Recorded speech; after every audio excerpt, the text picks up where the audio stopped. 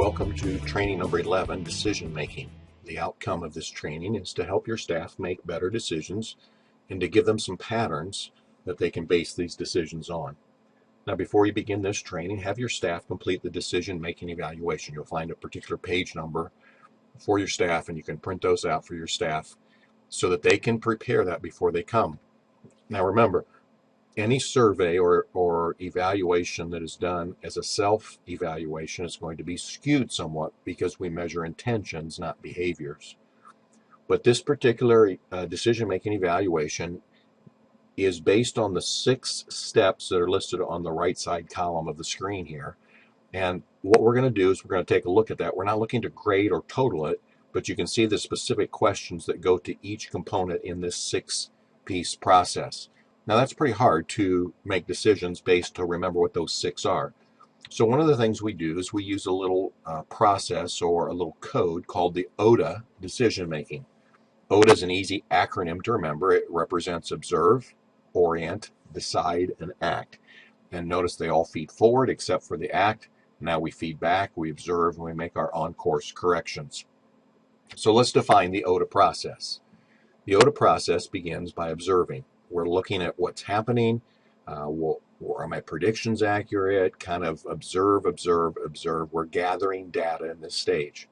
Then we move to the second O of the ODA process, and that's the orient or the orientation. This is where we begin to make interpretations about what we've observed. This is where most decision making struggles because we all interpret through our own grids, and I've listed 5 different grids or filters that we use. The orientation part of the ODA process, orientation or interpreting, is the most critical component in decision making. Then we decide. Based on our interpretation of the data, we determine a course of action. And they're best guesses because we're going to come back and rework them if necessary. Then I act. I follow through. I cycle back, and now I observe again. As soon as you're done with the action, you go back to the observing to see whether or not your action was beneficial. So in that process, it's not really that difficult, but you begin to walk through the ODA process. Observe, orientation, decide, and act. It's a very simple process. It's a good one for you to use in your agency just to get people familiar with the thinking the same way.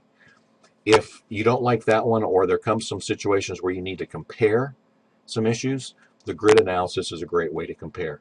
And notice that we have some Y and some X factors that are listed out here. We have cost, quality, location, reliability, and payment, and then we got different suppliers. And all I'm going to do is I'm going to score each option from 0 to 5. I'm going to determine the relative importance of the weighting of them, and then I'm going to add up the weighted factors to determine the highest score. And in this particular grid analysis, supplier number 4 came up with the highest score, 32. So this simple decision-making process gives me the data to say supplier 4 is going to be better overall in a decision process than any of the others. So in this process, you're thinking through, how do I begin to walk through what's important here?